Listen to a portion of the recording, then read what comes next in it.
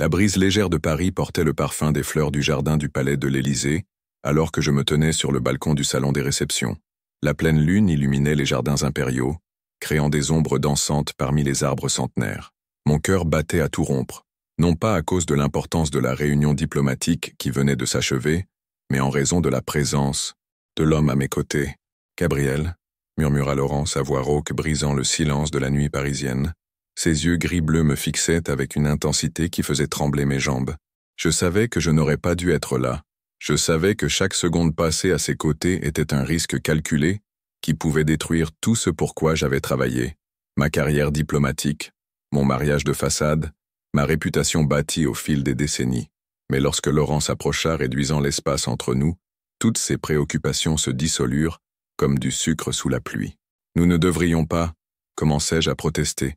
Mais ses mains trouvèrent mon visage, ses doigts traçant délicatement la ligne de ma mâchoire. « Je sais », murmura-t-il, rapprochant son visage du mien. « Mais je ne peux pas arrêter de penser à toi. » Le baiser fut lent, hésitant au début, comme si nous explorions tous deux un terrain interdit. Mais lorsque nos lèvres se rencontrèrent enfin, ce fut comme si le monde entier disparaissait. Il y avait de l'urgence, du désespoir, des années de déni qui se défaisaient en un seul instant. Ses mains s'entrelacèrent dans mes cheveux châtains, et je me perdis complètement dans la chaleur de son corps, contre le mien. Lorsque nous nous séparâmes, haletant, la réalité revint comme un seau d'eau froide. Laurent posa son front contre le mien, les yeux fermés, la respiration irrégulière. « Ça va nous détruire », murmurai-je, mais tout en disant cela, ma main trouva la sienne, nos doigts s'entrelaçant comme si c'était la chose la plus naturelle au monde. « Alors qu'il en soit ainsi, » répondit-il, serrant ma main, « parce que vivre sans cela, sans toi, me tue déjà lentement. » Et c'est à cet instant, sous la lune parisienne, que je sus que j'étais perdu, complètement, irréversiblement perdu. Je m'appelle Gabriel Dubois, et pendant 35 ans, j'ai construit ma vie sur des fondations que je croyais aussi solides que les pierres de Notre-Dame. Je suis diplomate de carrière, fils d'une famille française traditionnelle de politiciens, marié à Isabelle depuis 12 ans. Un mariage que j'ai toujours su être plus stratégique que passionnel. Notre union symbolisait l'alliance parfaite entre deux familles influentes, les Dubois de la diplomatie et les Moreau des finances. J'ai grandi en croyant que l'amour était un luxe que les hommes dans ma position ne pouvaient se permettre de poursuivre. L'amour, m'ont dit mes parents dès mon plus jeune âge, était quelque chose de volatile, de dangereux, qui pouvait compromettre des carrières et des réputations. Ce qui importait, c'était la stabilité, le respect mutuel et des objectifs communs. Et pendant des années, cela m'a soufflé. Isabelle est une femme élégante, intelligente, parfaite pour les salons parisiens et les réceptions diplomatiques. Elle connaît l'art, parle 4 langues couramment et sait exactement comment se comporter dans chaque situation sociale. Notre mariage est respectueux, cordial, fonctionnel. Nous dormons dans des chambres séparées depuis 5 ans, une décision mutuelle que nous attribuons à nos emplois du temps conflictuels. Mais nous savons tous deux qu'il s'agit de quelque chose de plus profond que nous n'avons jamais osé nommer.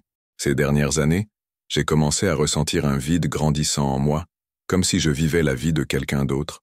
Je me réveillais chaque matin dans notre hôtel particulier du 16e arrondissement, prenais mon petit déjeuner, en lisant Le Figaro, enfilais mes costumes impeccables et me rendais au Quai d'Orsay, où je travaillais comme conseiller spécial du ministre des Affaires étrangères.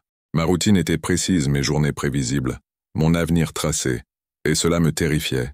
C'est par un mardi pluvieux d'octobre que ma vie a changé pour toujours. La réunion avait été programmée des mois à l'avance. Une discussion sur les investissements français dans les énergies renouvelables, en présence d'entrepreneurs internationaux et de représentants gouvernementaux. C'était le genre d'événement que j'organisais régulièrement, une partie de mon travail pour faciliter les relations entre le secteur privé et le gouvernement français. J'arrivais à l'hôtel Le Meurice à 8 heures du matin, vérifiant pour la 3e fois si tous les documents étaient en ordre. Le salon Pompadour avait été réservé pour l'occasion, avec sa décoration dorée et ses lustres en cristal créant l'atmosphère adéquate pour des affaires de haut niveau. Je me sentais toujours à l'aise dans ces environnements. C'était mon habitat naturel. C'est alors qu'il entra dans la salle que je ressentis quelque chose bouger en moi. Laurent Beaumont avait 42 ans, des cheveux noirs avec quelques mèches argentées aux tempes, des yeux gris-bleus qui semblaient percer les gens.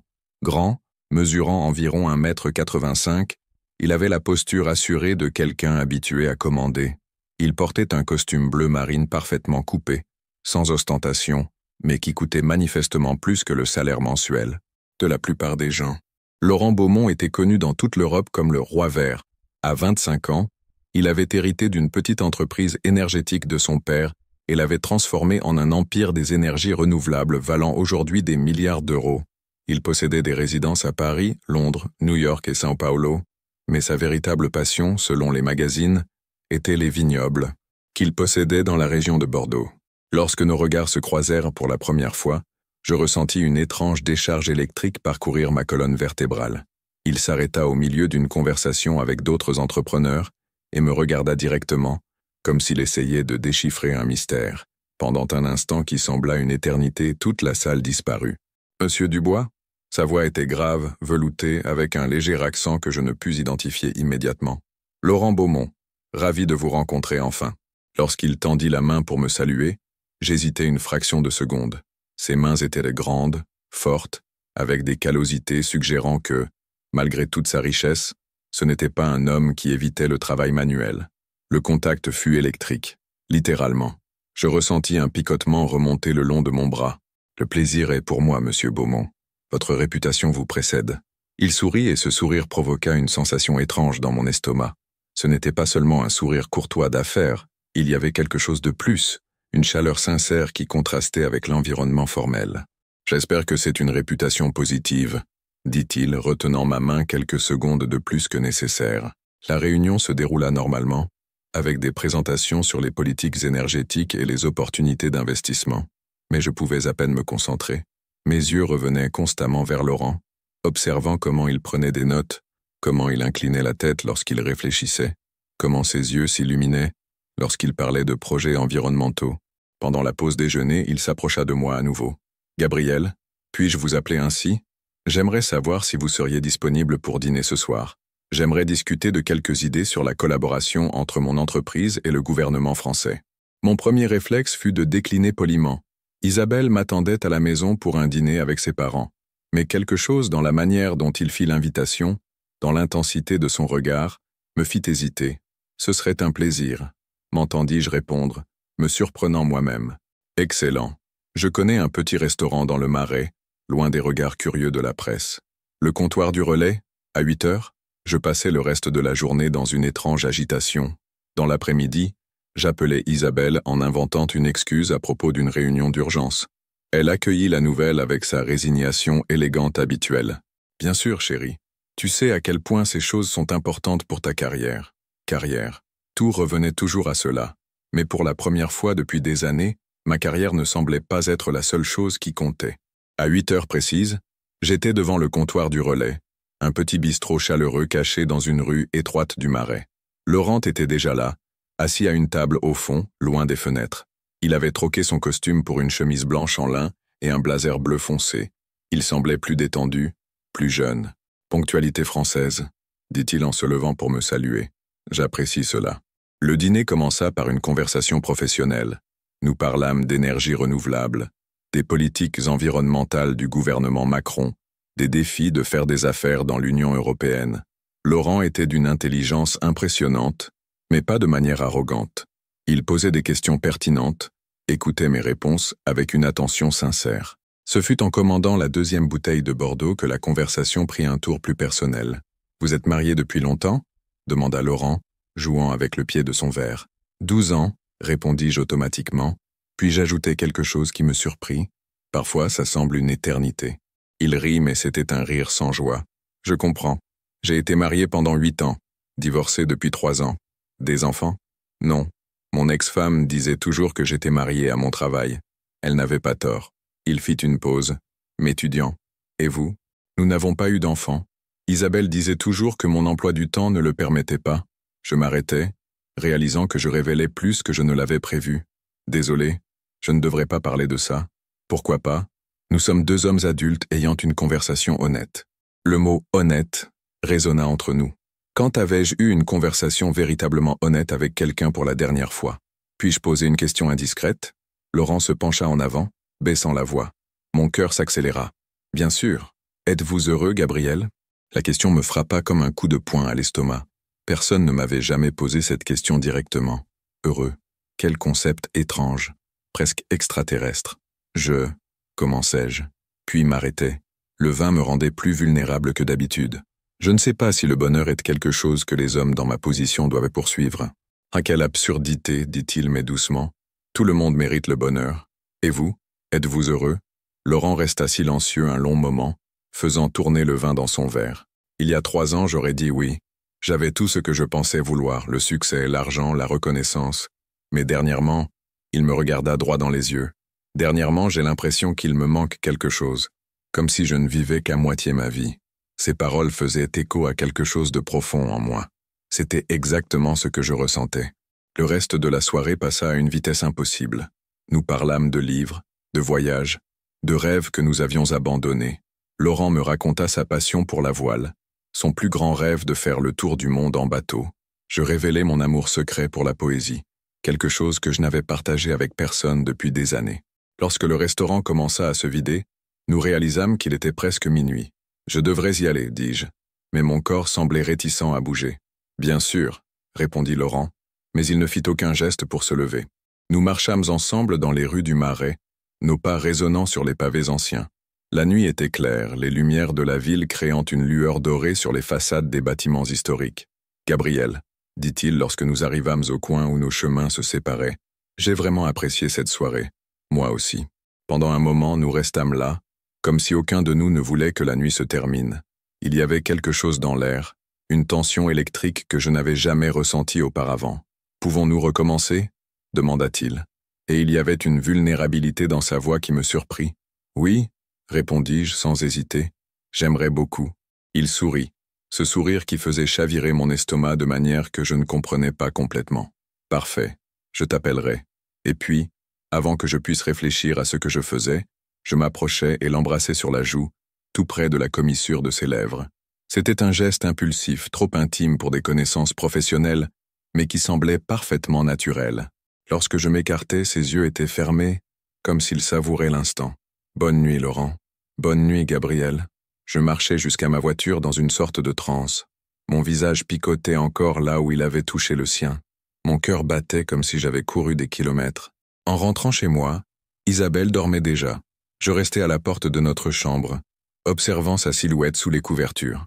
Je ressentis une pointe de culpabilité, mais aussi autre chose, une étrange sensation d'éveil, comme si je sortais d'un profond sommeil qui avait duré des années. Cette nuit-là, je m'allongeais dans mon lit et fixais le plafond pendant des heures, revivant chaque moment du dîner, la manière dont Laurent riait, la façon dont ses yeux s'illuminaient lorsqu'il parlait de quelque chose qui le passionnait, la manière dont sa voix devenait plus grave lorsqu'il chuchotait. Et pour la première fois depuis des années, je sentis qu'il y avait peut-être, juste peut-être, quelque chose de plus dans la vie que les responsabilités et les attentes. Je ne savais pas encore que cette nuit n'était que le début de quelque chose qui changerait tout. Si vous suivez cette histoire et souhaitez voir comment la romance entre Gabriel et Laurent se développe, laissez votre commentaire. Votre interaction me motive à continuer à apporter plus de chapitres de ce roman captivant. Les 3 jours qui suivirent notre dîner furent une délicieuse torture. Je me surprenais à vérifier mon téléphone constamment, attendant un appel de Laurent qui ne venait pas. Pendant les réunions au ministère, mon esprit vagabondait vers ses yeux gris-bleu, le son de son rire, la sensation de ses doigts effleurant les miens en passant le menu. Le jeudi matin, alors que je révisais des documents sur des accords commerciaux avec le Brésil, ma secrétaire, Madame Rousseau, entra dans mon bureau avec une expression singulière. « Monsieur Dubois, un bouquet de fleurs est arrivé pour vous. » Je levai les yeux des papiers, perplexe. « Des fleurs? Pour moi? »« Oui, monsieur. Des orchidées blanches, très élégantes. » Mon cœur fit un bond. Isabelle n'envoyait jamais de fleurs à mon bureau, et je ne pouvais penser à personne d'autre qui le ferait. Madame Rousseau posa l'arrangement sur mon bureau. C'étaient bien des orchidées blanches, délicates et sophistiquées, dans un vase en cristal. « Il y avait une carte, dit-elle, me tendant une petite enveloppe couleur crème. Les mains légèrement tremblantes, j'ouvris la carte. L'écriture était masculine, élégante, pour quelqu'un qui a rendu une soirée d'affaires inoubliable. J'espère que nous pourrons discuter d'autres projets bientôt. LB. Je sentis une chaleur monter le long de mon cou. C'était une carte parfaitement appropriée dans un contexte professionnel, mais il y avait quelque chose dans le choix des mots, dans l'idée même d'envoyer des fleurs, qui semblait chargée de sens. « Tout va bien, monsieur » demanda Madame Rousseau, remarquant mon expression. « Oui, bien sûr. Juste un remerciement d'un entrepreneur. » Elle hocha la tête et sortit, me laissant seul avec les orchidées et mes pensées tumultueuses. Je pris mon téléphone et tapai un message. « Merci pour les fleurs. Elles sont magnifiques. » La réponse arriva en moins de 5 minutes. Pas aussi magnifique que la personne à qui elles étaient destinées. « Es-tu libre pour déjeuner aujourd'hui ?» Mon doigt plana au-dessus du clavier. J'aurais dû décliner, inventer une excuse, maintenir la distance prudente que ma position exigeait. Au lieu de cela, je tapais « Où et quand ?» Je connais un endroit discret. Le jardin des Plumes, rue de Rivoli. 13 heures, j'y serai. Je passais le reste de la matinée dans une agitation nerveuse que je ne pouvais expliquer. Je changeais de cravate 3 fois, mis un peu plus de gel dans mes cheveux, vaporisé même un peu plus de parfum. Des comportements que je n'avais pas eus depuis des années. Le jardin des Plumes était un restaurant petit et intime, caché au premier étage d'un vieil immeuble. Laurent était déjà là quand j'arrivais, assis à une table près de la fenêtre, mais positionné de manière à ce que nous soyons partiellement dissimulés par une colonne décorative. « Tu as un talent pour trouver des endroits discrets », commentai-je en m'asseyant en face de lui. Il sourit, ce sourire qui provoquait une sensation étrange dans mon estomac. Des années de pratique. Quand on est une figure publique comme moi, on apprend à apprécier l'intimité. Il portait une chemise bleu clair qui mettait en valeur ses yeux, sans cravate, les premiers boutons défaits. Il semblait plus détendu que dans l'environnement formel de notre première réunion, plus accessible. Les orchidées étaient-elles nécessaires ? Demandai-je, essayant de garder un ton désinvolte. Peut-être pas nécessaire, admit-il, mais sincère. Tu as fait une impression marquante, Gabriel. La manière dont il prononça mon nom, avec cette voix légèrement rauque, rendit mon nom différent, plus intime. Le déjeuner se déroula dans une atmosphère chargée de sous-entendus. Nous parlâmes de travail, mais il y avait un courant sous-jacent de quelque chose d'autre. Nos regards se croisèrent fréquemment, s'attardaient en quelques secondes de trop. Quand Laurent gesticulait, je me surprenais à observer ses mains, imaginant ce que ce serait de les sentir toucher mon visage. « Gabriel, » dit-il au milieu du dessert, « puis-je être direct avec toi ?»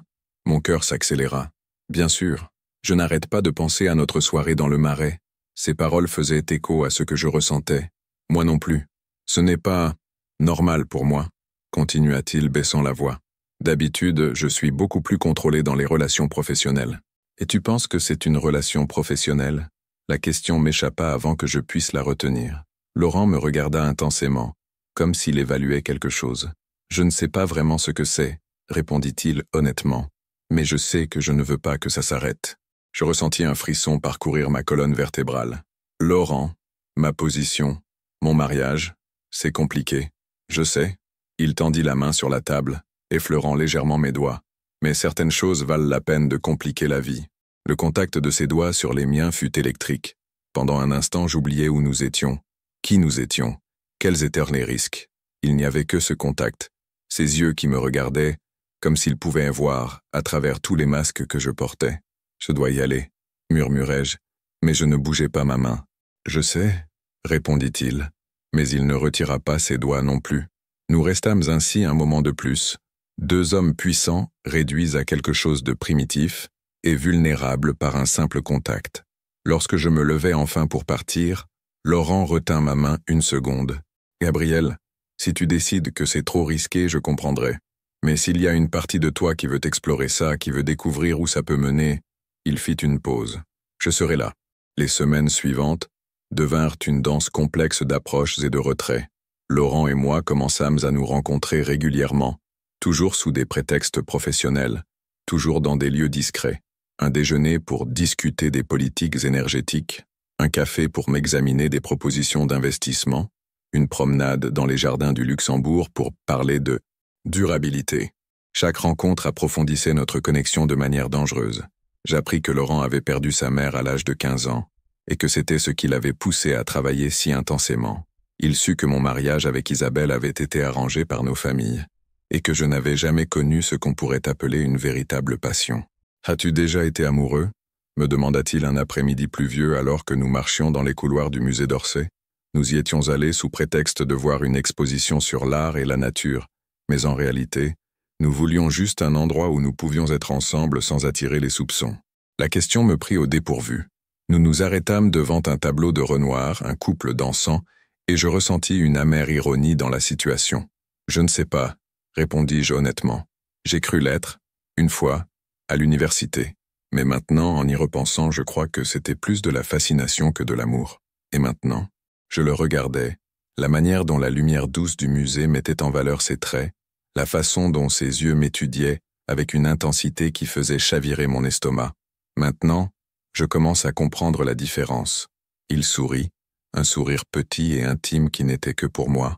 Moi aussi. C'était dangereux de parler ainsi. Mais nous ne pouvions pas nous arrêter. C'était comme si nous avions passé des années à retenir notre souffle et que nous pouvions enfin respirer profondément. Notre première dispute eut lieu un jeudi, 3 semaines après notre premier déjeuner. Nous étions dans le bureau de Laurent pour une réunion officiellement consacrée au partenariat public-privé dans l'énergie solaire. Il m'avait invité à voir les plans d'un nouveau projet en Provence, et j'avais accepté, sachant que c'était une excuse de plus pour être seul. Le bureau de Laurent se trouvait au dernier étage d'un gratte-ciel à La Défense, avec une vue panoramique sur Paris. Il était moderne, minimaliste, mais avec des touches personnelles, des photos de ses voyages, quelques livres de poésie française, une guitare posée dans un coin. « Tu joues » demandai-je en désignant l'instrument. « Un peu. C'est ma façon de me détendre. » Il s'approcha de moi, trop près pour la bienséance professionnelle. « Et toi? As-tu un talent caché en dehors de la diplomatie? »« Piano, » admis-je. Ma mère insistait pour que je prenne des leçons quand j'étais enfant. J'aimerais t'entendre jouer un jour. La manière dont il dit cela, avec une intimité suggérant des futurs partagés, m'effraya. « Laurent, nous devons parler de ça. »« De quoi? »« De nous, de ce qui se passe ici. » Il s'écarta légèrement, mais ses yeux ne quittèrent pas les miens. « Qu'est-ce que tu penses qu'il se passe? »« Je ne sais pas. » La frustration explosa en moi. C'est ça le problème. Je ne sais plus quoi penser, quoi ressentir. Tu joues avec ma tête, Laurent. Moi je joue avec ta tête. Il rit, mais sans humour. Gabriel, tu crois que c'est facile pour moi? Tu crois que je ne comprends pas les risques? Alors pourquoi continues-tu? Pourquoi ne pas arrêter? Parce que je ne peux pas. Il s'approcha à nouveau, plus près cette fois. Parce que pour la première fois depuis des années, je me sens vraiment vivant. Parce que tu me fais rire, tu me fais réfléchir, tu me donnes envie d'être meilleur. Je suis marié, murmurai-je, comme si c'était une défense. Je sais. Tu crois que je l'oublie? Tu crois que ça ne me tue pas un peu chaque fois que j'y pense? Il y avait de la douleur dans sa voix, une vulnérabilité qui me désarma complètement. Laurent? Non, m'interrompit-il. Laisse-moi finir. Je sais que tu es marié. Je sais que ta carrière est en jeu. Je sais que c'est impossible de 1000 façons différentes. Mais je sais aussi que quand tu es avec moi, tu es plus toi-même que je ne t'ai jamais vu l'être avec qui que ce soit d'autre. Il avait raison et cela me terrifiait. Je ne peux pas faire ça à Isabelle, dis-je, mais ma voix était faible, sans conviction. Tu le fais déjà, répondit-il doucement. La question est de savoir si tu vas continuer à prétendre que ce n'est pas le cas. Ces paroles me frappèrent comme une gifle. Parce qu'il avait raison. Je trahissais déjà Isabelle émotionnellement. Je mentais sur mes allées et venues, sur les personnes que je voyais. Je vivais déjà une double vie. Je dois y aller, murmurai-je, saisissant ma mallette. Gabriel, attends. Mais j'étais déjà à la porte, mon cœur battant si fort que je pensais qu'il allait exploser. Je passais le week-end à éviter de penser à Laurent, ce qui signifiait que je ne pensais à rien d'autre. Isabelle remarqua que j'étais distrait, distant. « Tu vas bien, chérie? On dirait que quelque chose te préoccupe. » Nous prenions le petit déjeuner sur la terrasse de notre maison, la lumière dorée du dimanche jouant parmi les feuilles des arbres de notre jardin. Isabelle portait un peignoir de soie blanche, ses cheveux blonds relevés en un chignon élégant, même pour le petit déjeuner. Elle était vraiment belle, réalisai-je, et complètement étrangère à moi. Juste le travail, mentis-je. Quelques projets compliqués. Tu veux en parler? Pendant un instant, je l'envisageais. J'envisageais de tout lui dire, à propos de Laurent, des sentiments confus qui me déchiraient, de la manière dont notre vie ensemble était devenue une performance vide. Mais un regard sur son visage parfait et serein me rappela pourquoi cela était impossible. « Oh, ça va, ça passera. » Elle hocha la tête, retournant à la lecture de son magazine d'art. C'était notre mariage. Poli, superficiel, sûr. Le lundi, j'essayais de revenir à la normalité. J'arrivais tôt au bureau, me plongeais dans le travail, évitais toute pensée de yeux gris-bleus ou de sourire qui faisait trembler mon monde. À 11 heures du matin, Madame Rousseau entra avec une expression étrange. « Monsieur Dubois, un monsieur Beaumont est en ligne. Il dit que c'est urgent. » Mon estomac se noua. « Passez-le-moi. » La voix de Laurent était tendue lorsqu'il répondit « Gabriel, il faut qu'on parle. Maintenant. »« Laurent, je ne pense pas que ce soit une bonne idée. Ce n'est pas à propos de nous. Enfin, pas directement. C'est à propos du travail. Quelque chose s'est passé. Son ton m'alarma. Qu'est-ce qui s'est passé? Je ne peux pas en parler au téléphone. Peux-tu me rejoindre? C'est vraiment important. 40 minutes plus tard, j'étais assis dans un petit café du quartier latin attendant Laurent. Lorsqu'il arriva, je vis immédiatement que quelque chose n'allait pas. Il semblait tendu, inquiet, rien à voir avec l'homme confiant que je connaissais. Que s'est-il passé? Demandai-je dès qu'il s'assit. Quelqu'un enquête sur nos rencontres. Je sentis mon sang se glacer. Que veux-tu dire? J'ai reçu un appel ce matin d'un journaliste du Figaro. Il a posé des questions sur mon amitié avec un diplomate du Quai d'Orsay. Il savait pour nos déjeuners, pour les fleurs que j'ai envoyées à ton bureau. Mon monde commença à s'effondrer. Comment peut-il savoir ça? Je ne sais pas. Mais Gabriel, si ça arrive dans les journaux... Laurent n'eut pas besoin de finir sa phrase. Nous savions tous deux les implications. Je dois arrêter ça, murmurai-je. Je dois arrêter de te voir. Laurent ferma les yeux un instant. Je sais, je ne peux pas tout risquer. Je ne peux pas risquer ma position, mon mariage. Je comprends, Gabriel. Vraiment. Mais il y avait quelque chose dans sa voix, une tristesse qui brisa mon cœur. Laurent, non, m'interrompit-il, ouvrant les yeux. Tu as raison. C'était irresponsable de ma part. Je t'ai mis dans une position impossible. Ce n'était pas ta faute. Si, ça l'était. Je savais que tu étais marié, je connaissais les risques pour ta carrière. Mais j'ai été égoïste. Je voulais t'avoir près de moi. Peu importe les conséquences. L'honnêteté brutale de ses paroles me désarma. Ça ne veut pas dire que... Commençai-je, mais je ne pus finir. Que cela ne signifiait rien pour moi. Que je ne ressentais pas la même chose. Tu n'as pas besoin d'expliquer, dit Laurent doucement. Ta vie est ici, ta carrière, ta famille. Je comprends. Nous restâmes silencieux pendant quelques minutes. Autour de nous, la vie continuait normalement. Des gens prenaient leur café, discutaient, riaient, comme si le monde ne venait pas de s'effondrer. Je vais quitter Paris pour un temps, dit Laurent finalement. J'ai des affaires à Londres, puis je vais à New York. Ça devrait donner du temps pour que la situation se calme. Pour combien de temps? Je ne sais pas.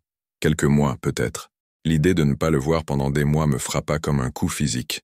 C'était ce que je devais vouloir. La solution parfaite à un problème impossible. Alors pourquoi avais-je l'impression de mourir? Gabriel? Laurent tendit la main sur la table, touchant légèrement mes doigts une dernière fois. Je veux que tu saches que ces dernières semaines ont été spéciales. Tu m'as montré des parties de moi-même que j'avais oubliées. Les larmes menacèrent de couler de mes yeux. Laurent, prends soin de toi, murmura-t-il, serrant ma main légèrement avant de la relâcher. Et puis il se leva et partit, me laissant seul avec mon café froid et mon cœur brisé. Les semaines qui suivirent le départ de Laurent furent les plus vides de ma vie. Extérieurement, tout revint à la normale. Je continuais mes fonctions au ministère, assistais aux dîners sociaux avec Isabelle, maintins les apparences d'une vie parfaitement ordonnée. Mais intérieurement, je mourais lentement. J'essayais de me convaincre que j'avais fait le bon choix. Ma carrière était en sécurité, mon mariage intact, ma réputation préservée. C'était ce qui comptait, non? C'était ce que mes parents m'avaient appris, ce que la société attendait. Mais chaque fois que je voyais des orchidées blanches dans une boutique de fleurs, mon cœur se serrait. Chaque fois que je passais devant le comptoir du relais, je ressentais une douleur physique dans la poitrine. La nuit, seul dans ma chambre, je regardais le plafond et me souvenais de la manière dont Laurent riait, de la façon dont ses yeux s'illuminaient lorsqu'il parlait de ses rêves. Tu es très silencieux ces derniers temps, commenta Isabelle un soir, 3 semaines après le départ de Laurent. Nous dînions à la maison, le bruit des couverts contre la porcelaine résonnant dans le silence. Désolé, j'ai beaucoup de choses en tête. Ces projets énergétiques, demanda-t-elle, coupant délicatement son saumon. Entre autres, elle m'étudia un instant. Gabriel, tu sais que tu peux me parler de n'importe quoi, n'est-ce pas? L'ironie de la situation me frappa comme une gifle. Ma femme m'offrait un soutien émotionnel pour m'aider à surmonter la perte de l'homme dont je tombais amoureux. Je sais, chérie. Merci. Mais même en essayant de me concentrer sur le présent, mon esprit vagabondait. Pendant une réunion sur les accords commerciaux avec le Royaume-Uni, je me demandais si Laurent était à Londres. Pendant un dîner au palais de l'Élysée, j'imaginais ce que ce serait d'être là avec lui à mes côtés. Ce fut Madame Rousseau qui me confronta finalement. Monsieur Dubois, avec tout le respect que je vous dois, vous n'êtes plus le même ces derniers temps. Je la regardais par-dessus une pile de documents que je faisais semblant de lire depuis 20 minutes. Je ne vois pas de quoi vous parlez. Monsieur, je travaille pour vous depuis 8 ans. Je connais vos humeurs, vos habitudes. Quelque chose ne va pas. Je soupirai ôtant mes lunettes et me massant les tempes. C'est juste le travail, Madame Rousseau. C'est cet entrepreneur, n'est-ce pas? Monsieur Beaumont. Mon sang se glaça. Qu'est-ce qu'il a? Il n'a pas appelé ni envoyé de message depuis des semaines. Et vous vérifiez vos emails de manière obsessionnelle. Je n'avais pas réalisé que c'était si évident. Nous avons juste conclu nos affaires. Mentis-je? Elle me lança un regard qui disait clairement qu'elle n'était pas dupe. Puis-je vous donner un conseil non sollicité, monsieur? On dirait que vous allez le faire de toute façon. Certains regrets sont plus difficiles à supporter que d'autres. Et sur ce, elle sortit, me laissant seule avec mes pensées tumultueuses.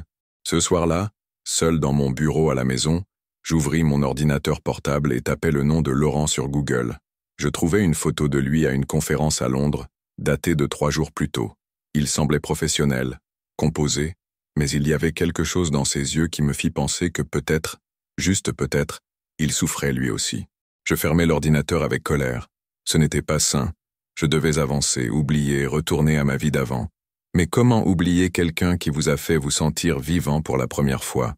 Vous ressentez la tension croissante entre Gabriel et Laurent? Vous voulez savoir comment cette passion impossible va se résoudre? Laissez votre commentaire et dites-moi ce que vous pensez de cette histoire d'amour interdit. 2 mois s'étaient écoulés depuis le départ de Laurent, et j'étais devenu un fantôme de moi-même. Je remplissais mes obligations comme un automate, souriais aux moments appropriés, disais les mots justes, mais à l'intérieur, j'étais complètement vide. C'était comme si une partie essentielle de moi avait été arrachée, ne laissant qu'une coquille fonctionnant par pure inertie. Ce fut par un matin froid de décembre que tout changea.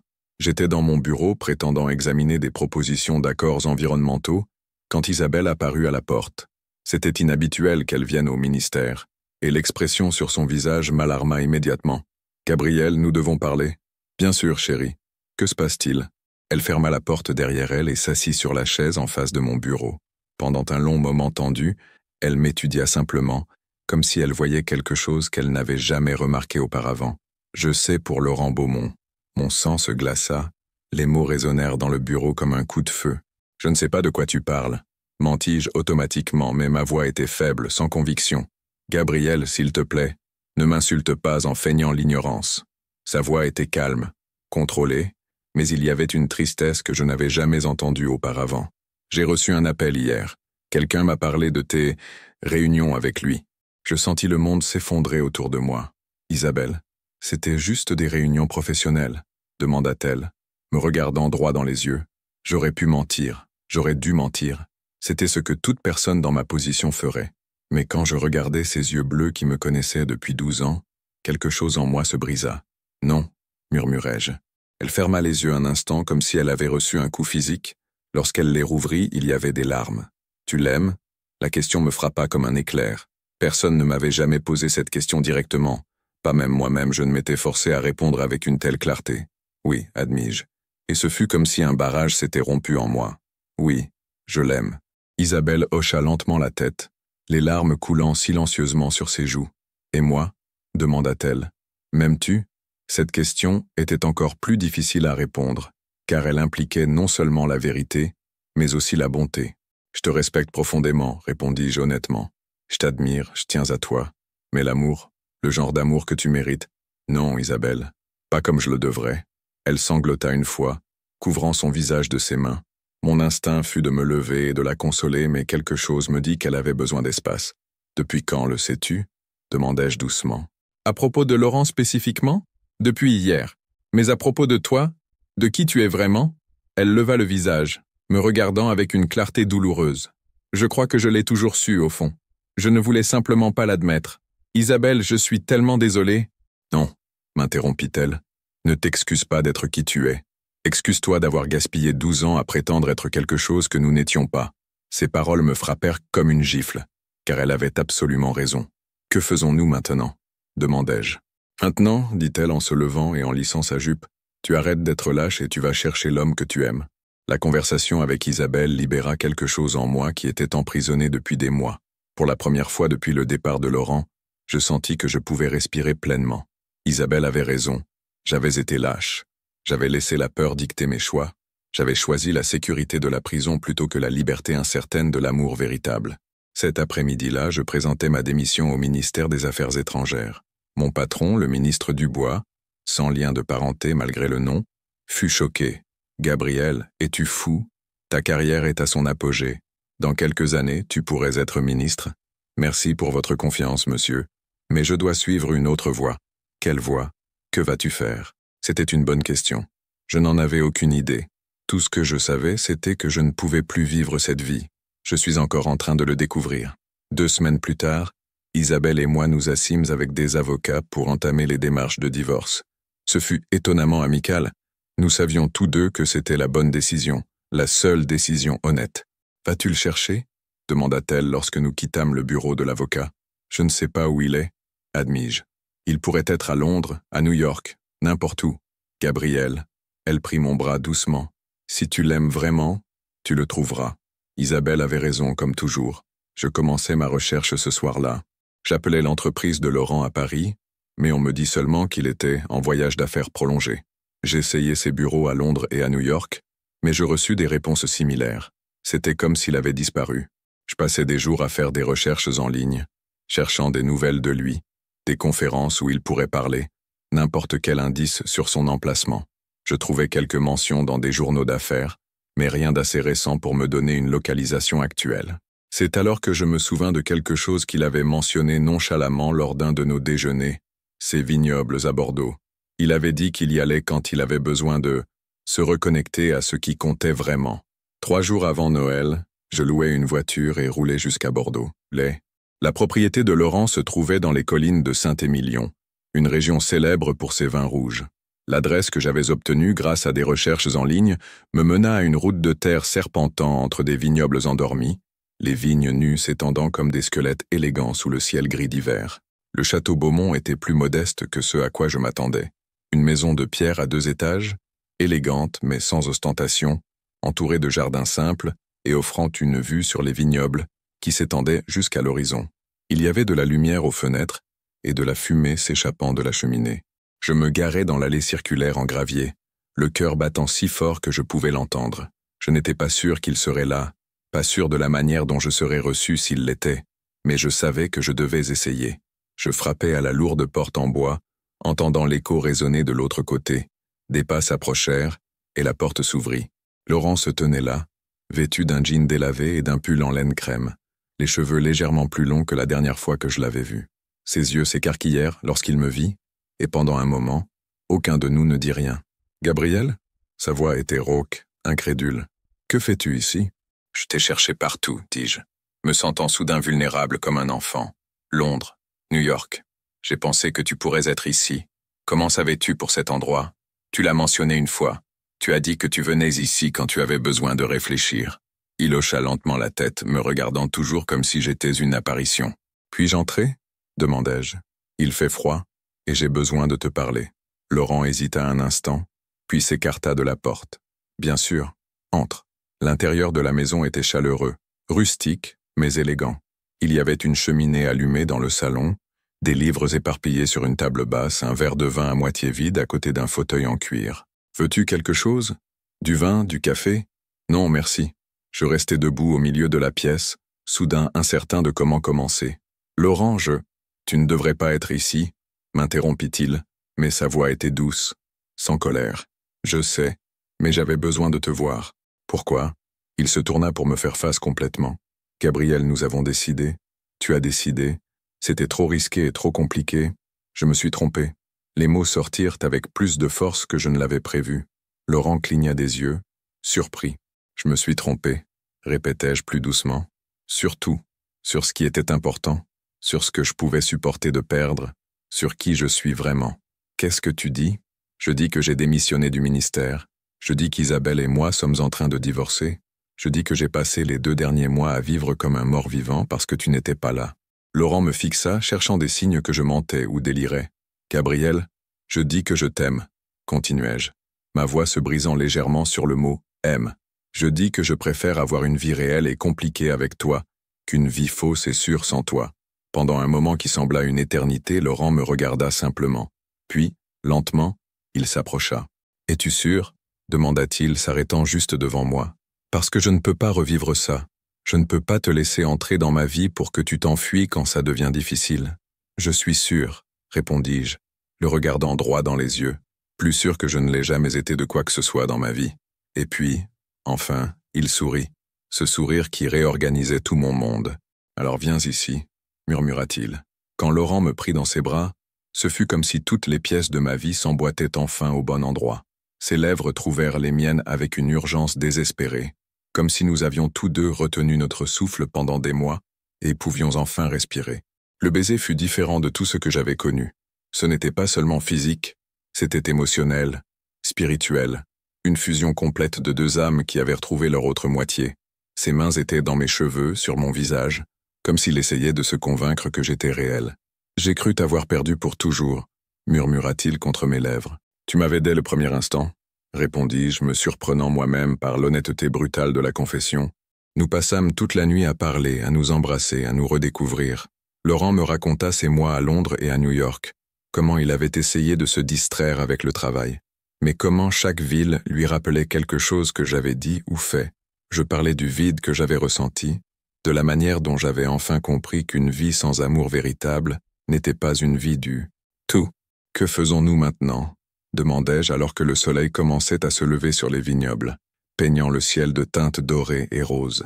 Nous étions allongés sur le canapé devant la cheminée, mon corps blotti contre le sien, sa main traçant des cercles paresseux dans mon dos. « Maintenant, » dit-il en embrassant le sommet de ma tête, « nous vivons, vraiment. Et le travail? Ma carrière? Gabriel. » Il s'écarta pour me regarder. « Tu viens de renoncer à une brillante carrière diplomatique par amour. Je crois que nous pouvons trouver une solution pour le reste. » Il avait raison. Pour la première fois de ma vie, j'avais choisi le cœur plutôt que la tête, la passion plutôt que la prudence, et je me sentais plus vivant que jamais. « Reste avec moi, » murmura Laurent. « Au moins pour l'instant. Nous trouverons une solution ensemble. Pour combien de temps? Et si c'était pour toujours? » Le mot « toujours » aurait dû m'effrayer. Toute ma vie, toujours, avait été quelque chose de soigneusement planifié, négocié, arrangé. Mais quand Laurent le dit, me regardant dans les yeux avec cette intensité qui faisait battre mon cœur plus vite, « toujours » semblait la chose la plus naturelle au monde. « Toujours », répétai-je, scellant la promesse par un baiser. Les mois qui suivirent furent les plus heureux de ma vie. Laurent et moi emménageâmes officiellement au château à Bordeaux. En faisant notre maison, je découvris que j'avais un talent pour le commerce du vin, et Laurent m'apprit tout sur la viticulture. Nous travaillions côte à côte pendant la journée et le soir nous nous asseyions sur la terrasse, buvant notre propre vin et planifiant l'avenir. « As-tu déjà regretté ?» me demanda Laurent une nuit d'été 6 mois après mon arrivée à Bordeaux. Nous étions allongés sur l'herbe des jardins, regardant les étoiles. « Regretter quoi? Tout? Ta carrière, ton mariage, la vie que tu avais ?» Je réfléchis soigneusement avant de répondre car c'était une question importante. « Sais-tu ce que j'ai découvert ?» dis-je finalement. Cette vie n'était pas la mienne. C'était la vie que les autres voulaient que je vive. Cette vie, ici avec toi, est la première fois que je sens que je vis vraiment. Il se tourna pour me regarder, ses yeux brillants sous la lumière des étoiles. Je t'aime tellement que parfois ça me fait peur. Pourquoi ça te fait peur? Parce que tu es devenu si essentiel pour moi que je ne peux pas imaginer comment je vivais sans toi. Je compris exactement ce qu'il voulait dire. Laurent n'était pas seulement mon amour, il était mon meilleur ami, mon confident, mon partenaire dans tout. Nous avions créé une vie qui était entièrement la nôtre, libérée des attentes et des contraintes qui nous avaient emprisonnés auparavant. La procédure de divorce avec Isabelle fut finalisée à l'automne. Elle se remaria au printemps suivant, avec un avocat qui l'aimait comme elle méritait d'être aimée. Nous nous parlions encore occasionnellement et elle semblait véritablement heureuse. « Tu as l'air bien », commenta-t-elle lors d'un de nos appels. « Je vais bien. Mieux que bien, en fait. Et Laurent ? » Laurent est... Je cherchais le mot juste. Laurent est ma maison. Elle rit, un rire sincère et chaleureux. J'ai toujours su que tu étais un romantique au fond, Gabriel. Mes parents mirent plus de temps à accepter ma nouvelle vie. Il y eut des disputes, des larmes, des menaces de déshéritage. Mais finalement, lorsqu'ils virent à quel point j'étais véritablement heureux, ils commencèrent à s'ouvrir à l'idée. Laurent les conquit complètement à Noël. Son intelligence, son humour et son amour évident pour moi firent fondre même le cœur le plus conservateur de ma mère. « Il est bon pour toi, Charles, me dit-elle en privé. Je ne t'avais jamais vu si... vivant. » 3 ans plus tard. J'écris ceci dans le bureau que Laurent et moi partageons au château, regardant par la fenêtre les vignobles que je connais maintenant comme ma poche. C'est le début du printemps, et les premiers bourgeons verts apparaissent sur les vignes, promettant une autre récolte. Laurent est dans le jardin, travaillant sur son dernier projet, un système d'irrigation durable qu'il envisage de mettre en place dans toutes nos propriétés. Même de loin, je peux voir la concentration sur son visage, la passion avec laquelle il aborde tout ce qu'il fait. C'est une des choses que j'aime le plus chez lui, sa capacité à se consacrer entièrement à ce en quoi il croit. Notre vie n'est pas parfaite. Nous avons eu des disputes, des moments difficiles, des défis financiers lorsque nous avons décidé de nous étendre aux énergies renouvelables en plus du vin. Mais chaque obstacle surmonté ensemble n'a fait que renforcer notre lien. La semaine dernière, Laurent me posa une question qui me prit complètement au dépourvu. « Gabriel, dit-il pendant le dîner, as-tu déjà pensé à te marier ? Je faillis m'étouffer avec mon vin. Nous marier ? Nous ? Pourquoi pas ? C'est légal en France maintenant. Et il hésita, semblant soudain vulnérable. Je veux que le monde sache que tu es à moi, officiellement. Je regardais cet homme qui avait complètement transformé ma vie, qui m'avait appris ce que signifiait l'amour véritable, et je sentis des larmes me piquer les yeux. Oui, répondis-je sans hésiter. Oui, je veux t'épouser. Le sourire qui s'étendit sur le visage de Laurent aurait pu illuminer toute la France. Nous nous marierons cet été, ici au château, entourés des vignobles et des personnes qui ont appris à nous aimer tels que nous sommes. Ce sera petit, intime, parfait. Parfois, je pense à l'homme que j'étais il y a 3 ans, emprisonné dans une vie qui ne me convenait pas, mourant lentement de l'intérieur. J'ai de la peine pour ce Gabriel, mais aussi de la gratitude, parce que c'est son courage, en fin de compte, qui m'a permis de devenir qui je suis vraiment. L'amour, j'ai découvert, n'est pas quelque chose que l'on planifie ou négocie, c'est quelque chose que l'on ressent dans chaque cellule de son corps, quelque chose qui vous transforme de manière si fondamentale que vous ne pouvez imaginer comment vous existiez auparavant. C'est terrifiant et merveilleux et dévastateur et guérisseur, tout à la fois. Laurent lève les yeux du jardin et me voit à la fenêtre. Il sourit et fait un signe de la main, et mon cœur s'emballe encore comme si c'était la première fois. Je crois que ce sera toujours ainsi. Cet homme aura toujours le pouvoir de réorganiser tout mon monde avec un simple sourire. Je ferme l'ordinateur et sors dans le jardin pour l'aider. Nous avons du travail à faire, une vie à construire, un avenir à planifier. Et pour la première fois de ma vie, j'ai hâte de voir ce qui vient ensuite. Parce que lorsque vous trouvez l'amour véritable, lorsque vous trouvez la personne qui vous rend complet, chaque jour devient une aventure qui vaut la peine d'être vécue. Et cette aventure, la nôtre, ne fait que commencer. Ceci était l'histoire de Gabriel et Laurent, 2 hommes qui ont découvert que parfois, il faut briser toutes les règles pour trouver le véritable bonheur. Si cette histoire a touché votre cœur, si vous croyez en le pouvoir transformateur de l'amour véritable, partagez dans les commentaires quel a été votre moment préféré de ce voyage romantique. Des histoires d'amour comme celle-ci méritent d'être célébrées, car elles nous rappellent qu'il n'est jamais trop tard pour choisir le courage plutôt que la peur, l'amour plutôt que la convenance. Fin.